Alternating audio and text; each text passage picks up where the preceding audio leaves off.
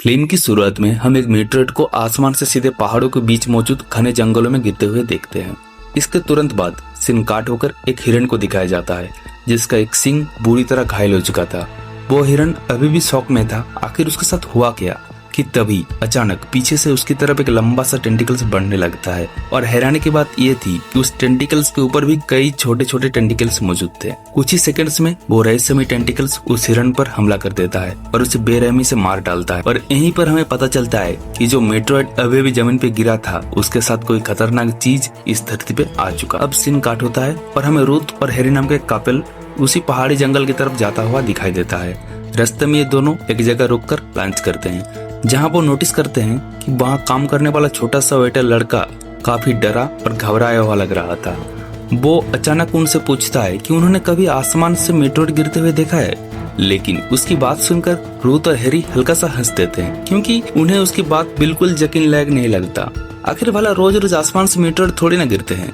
इसके बाद वो दोनों दोबारा अपने सफर पर निकल पड़ते हैं, लेकिन जंगल के अंदर पैदल चलते वक्त कई बार रूथ को ऐसा महसूस होने लगता है जैसे कोई लगातार उनका पीछा कर रहा हो। कई बार वो पीछे मुड़कर देखती है लेकिन वहाँ कोई भी नहीं होता, पर इसके बावजूद रूथ को लगातार ये महसूस हो रहा था कि कोई छुपकर उस पर नजर रखे हुए है। चलते चलते धीरे धीरे शाम भी हो जाती है, जिसके बाद ये दोनों वहीं रुककर खाना बनाने लगते हैं, अपने टेंट्स लगाते हैं और फिर सो जाते हैं।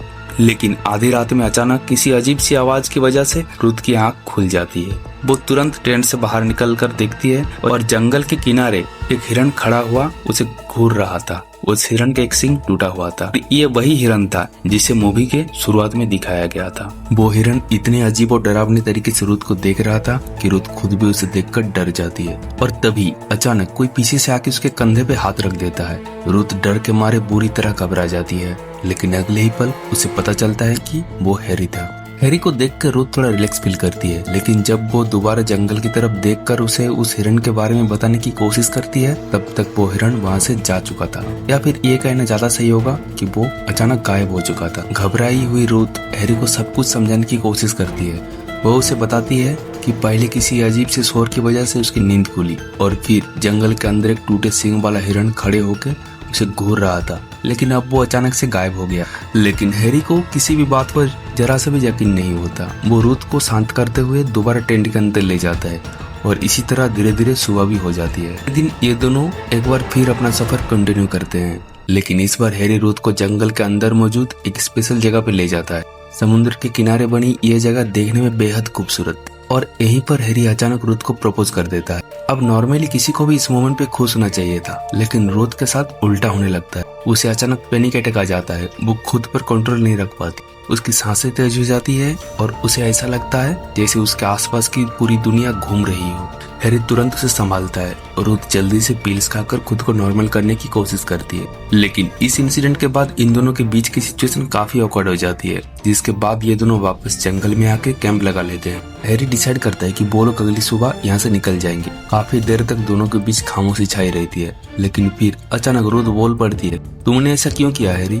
मुझे प्रपोज करने की क्या जरूरत थी? ये बात सुनकर हैरी को भी गुस्सा आ जाता है। आखिर वो दोनों पिछले 8 साल से एक दूसरे को डेट कर रहे थे। हैरी को लगा था रूथ उसके प्रपोजल से खुश होगी, लेकिन यहाँ तो वो उल्टा उसी पे गुस्सा कर रही थी। और धीरे धीरे बात इतनी ज्यादा बिगड़ जाती है कि हैरी इस बहस को खत्म करने के लिए गुस्से में उठकर अपने टेंट के बाहर चला जाता है। रूथ वहीं बैठी रह जाती है और एक बार फिर उसे वही अजीब सा एहसास होने लगता है कि कोई छुपकर उस पर नजर रखे हुए है। खैर, रूथ इन सब बातों को इग्नोर करने की कोशिश करती है और धीरे धीरे सो जाती है। लेकिन अगली सुबह जब उसकी आंख खुलती है तब वो देखती है कि हैरी कैंप में मौजूद ही नहीं था। हैरी एक नोट छोड़कर गया था जिसमें लिखा था कि वो थोड़ी देर वक्त पर जा रहा है और जल्दी वापस आ जाएगा। जैसे ही हैरी वहाँ से दूर होता है, रूथ को मौका मिल जाता है और वो तुरंत अपने डॉक्टर को कॉल करने की कोशिश करती है, लेकिन जंगल के अंदर सिग्नल न होने की वजह से उसकी कॉल हो ही नहीं पाता। सिग्नल ढूंढते ढूंढते रूथ जंगल के अंदर एक ऐसी जगह पर पहुंच जाती है जहां उसे वही हिरण मरा हुआ मिलता है जो मूवी में बार बार दिखाया जा रहा था। और सबसे अजीब बात यह थी कि मरने के बाद उस हिरण का पूरा शरीर किसी ब्लैक कलर के लिक्विड से ढका हुआ था। ये सब देखकर रूथ बुरी तरह घबरा जाती है। उसे एक बार फिर से पैनिक अटैक आने लगता है और तभी हैरी वहां पहुंचकर उसे संभालता है। रूथ घबराते हुए हैरी को बताती है ये वही हिरण है जो रात में जंगल के किनारे खड़े होके उसे घूर रहा था। लेकिन हैरी उसे शांत करने की कोशिश करता है। वो उसे कहता है, रूथ ऐसा नहीं है, इस जंगल में बहुत सारे हिरण हैं और इसकी लाश को देखकर तो ऐसा लग रहा है जैसे इसे मरे हुए काफी महीने बीत चुके हैं। इसके बाद ये दोनों वापस अपने कैंप में जाते हैं और जंगल से रिलेटेड बुक्स की हेल्प से और इन्फॉर्मेशन निकालने की कोशिश करते हैं। तब हैरी इस बात को कंफर्म करता है कि वो हिरण किसी इन्फेक्शन या बीमारी की वजह से ही मरा हो। साथ ही वो रूथ को यह यकीन भी दिलाता है कि यहाँ कोई खतरा नहीं है और वैसे भी जब तक वो उसके साथ है उसे कुछ नहीं होगा। इसके बाद हैरी खाना बनाने लगता है, जबकि रूथ थोड़ा वॉक करने के लिए जंगल की तरफ निकल जाती है। लेकिन चलते चलते अचानक रूथ की नजर एक गुफा पे पड़ती है और जैसे ही वो उस गुफा के सामने पहुंचती है उसे एक बहुत ही अजीब फीलिंग्स आने लगती है। ऐसा लग रहा था जैसे वो उस केव उसे अंदर बुला रहा। रूथ धीरे धीरे उस गुफा के अंदर चली जाती है और अंदर जाके वो देखती है कि ये जगह पे ब्लू कलर का एक अजीब सा लिक्विड चमक रहा था। लेकिन इससे पहले कि रूथ उस लिक्विड को टच कर पाती तभी वहाँ पर कोई आ जाता है। हमें उसका चेहरा तो नहीं दिखाया जाता, लेकिन उसे देखते ही रूथ जोर से चीख पड़ती है और यहीं पे सीन शिफ्ट हो जाता है। दूसरी तरफ हमें हैरी को दिखाया जाता है जो काफी देर से रूथ का वेट कर रहा था। लेकिन जब घंटों बीत जाने के बाद भी रूथ वापस नहीं आती तब हैरी उसे ढूंढने के लिए जंगल के अंदर जाता है और कुछ देर बाद उसे जंगल के अंदर रूथ मिल भी जाती है। लेकिन अब रूथ का बिहेवियर पहले से काफी ज्यादा अजीब हो चुका था। हैरी इस बात को इतनी गहराई से नोटिस नहीं कर पाता और बस उसे अपने पीछे पीछे चलने को कहता है। अब से रूथ उसकी बात बिल्कुल एक रोबोट की तरह मानना शुरू कर देती है। उसके चेहरे पे ना कोई इमोशन था ना किसी तरह का एक्सप्रेशन। आधी रात में जब दोबारा हैरी की आंख खुलती है तब वो देखता है रूथ टेंट के अंदर मौजूद ही नहीं थी। ये देखते ही हैरी बुरी तरह घबरा जाता है। वो तुरंत टॉर्च लेके बाहर जाता है रूथ को ढूंढने के लिए। लेकिन तभी अचानक रूथ उसके बिल्कुल पीछे आके खड़ी हो जाती है और सबसे डरावनी बात ये थी कि उसके हाथ में हैरी का नाइफ था।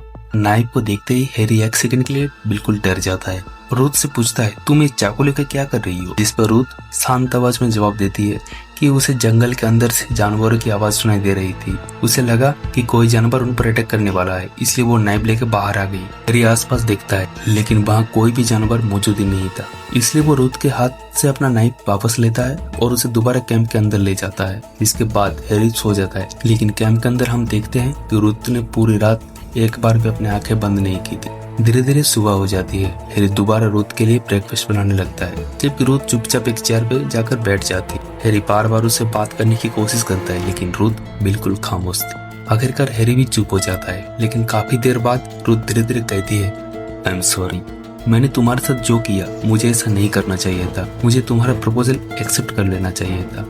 और फिर वो हैरी से कहती है, चलो दोबारा उसी जगह चलते हैं जहाँ कल तुमने मुझे प्रपोज किया था। ये सुनकर हैरी काफी खुश हो जाता है और तुरंत रूथ को वापस उसी क्लिप वाली जगह पे ले जाता है। वहाँ पहुंचकर वो एक बार फिर से बिल्कुल उसी तरह रूथ को प्रपोज करता है। लेकिन जैसे ही हैरी रूथ को रिंग पहनाता है वैसे ही रूथ अचानक एक बहुत ही खौफनाक काम करती है। वो हैरी को सीधा क्लिप से नीचे धक्का दे देती है और हैरी नीचे गहरी खाई में गिर जाता है।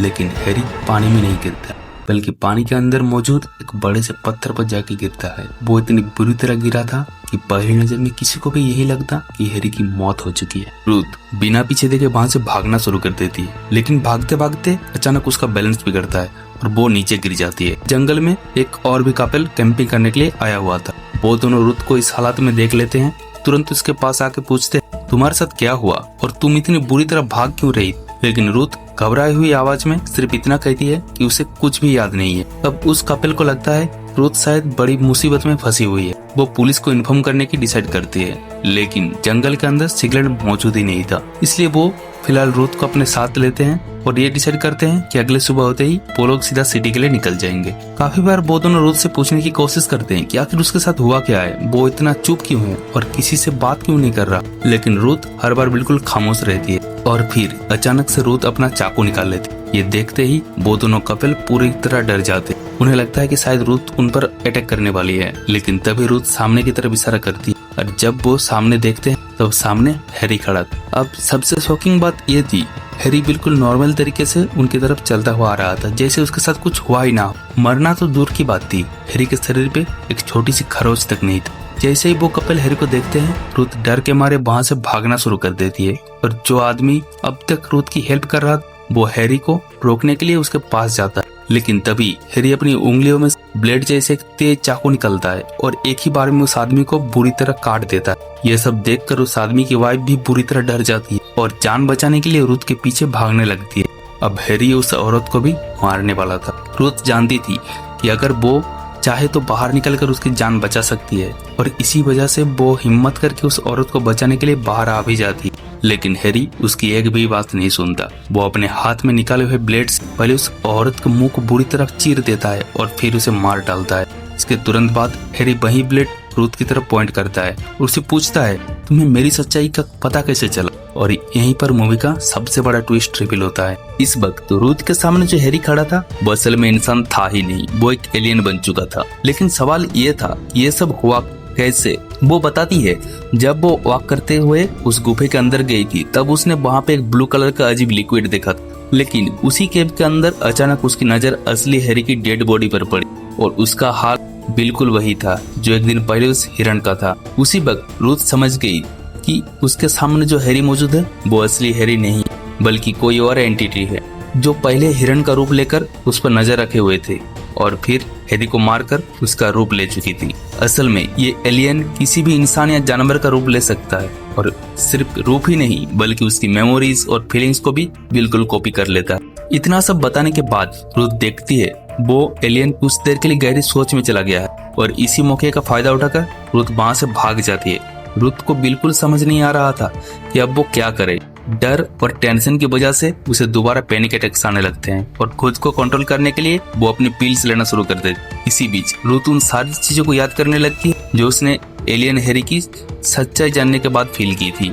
केव से वापस आने के बाद वो इसलिए बिल्कुल एक्सप्रेशनलेस थी क्योंकि वो अंदर ही अंदर बुरी तरह डर चुकी थी। और उस रात जब वो नाइफ लेकर टेंट से बाहर निकली थी तब असल में वो हैरी को मारने ही वाली थी, लेकिन वो ऐसा कर नहीं पाई। इसी तरह जब वो पूरी रात हैरी के साथ टेंट के अंदर थी तब उसने 1 मिनट के लिए भी अपनी आंखें बंद नहीं की थी क्योंकि उसे लग रहा था कि हैरी के रूप में जो भी चीज उसके सामने मौजूद है वो कभी भी उस पर हमला कर सकती। दूसरी तरफ रुथ खुद को बचाने के लिए उस एलियन पर कई बार अटैक भी करती है, लेकिन वो एलियन उसे कुछ नहीं कहती। वो बार बार खुद को हील कर लेता था और बस एक ही चीज चाहता था कि रुथ उसके साथ प्यार से बिहेव करे ताकि वो इस नए इमोशन को गहराई से फील कर सके। इसी तरह वो अपनी मीठी बातों से रुथ को समझाता हुआ जंगल के अंदर और दूर लेकर जाता है और फिर वो रुथ को अपनी एलियनशिप दिखाता है। वो उसे कहता है मेरे साथ चलो क्योंकि कुछ ही देर में मेरे जैसे और एलियंस इस प्लेनेट पर आ जाएंगे और यहाँ आते ही वो इस दुनिया के सारे इंसानों को मारकर अर्थ पर कब्जा कर लेंगे।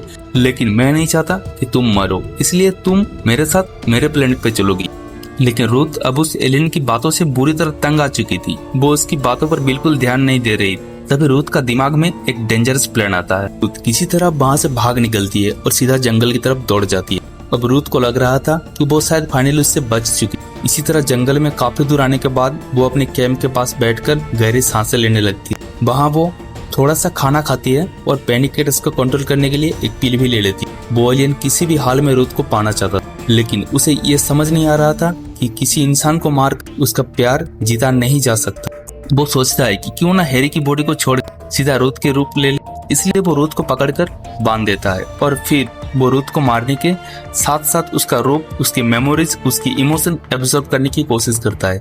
लेकिन हम देखते हैं कि रुथ अभी तक पूरी तरह मरी नहीं थी, जबकि वो एलियन धीरे धीरे बिल्कुल रुथ की तरह बन चुका था। और इसी वक्त रुथ को फिर से पैनिक अटैक्स आने लगते हैं क्योंकि एलियन अब रुथ की फीलिंग्स भी फील कर पा रहा था, इसलिए उसे भी वही एंजाइटी और महसूस होने लगता है और ये फीलिंग उसके लिए बेहद अनबेरेबल थी। लेकिन प्रॉब्लम ये थी कि इस बार रुथ के पास उसकी पिल्स खत्म हो चुकी थी और एलियन खुद पिल्स ले भी नहीं पा रहा था। इसी वजह से वो एंजाइटी वाली फीलिंग से लगभग पागल होने लगता है। ये सब देखकर रुथ हंसने लगती। जैसे एलियन कमजोर पड़ता है रुथ एक बड़ा सा पत्थर उठाती है और बार बार उसके सिर पर मारकर उसका चेहरा और सर बुरी तरह तोड़ देती है। उसके तुरंत बाद रुथ फाइनली उस जंगल से निकल जाती है। लेकिन तभी मूवी में हमें पीछे से एक और शॉकिंग सीन दिखाया जाता है। वो एलियन एक बार फिर खुद को हील कर चुका था और इस बार वो पूरी तरह रुथ की शक्ल ले चुका था। अब वो गाड़ी के रेडियो के थ्रू रुथ से बात करने लगता है। ये सुनते रुथ पहले से भी ज्यादा डर जाती है क्योंकि अब उसे समझ आ चुका था कि ये एलियंस उसका पीछा इतने आसान से छोड़ने वाला नहीं।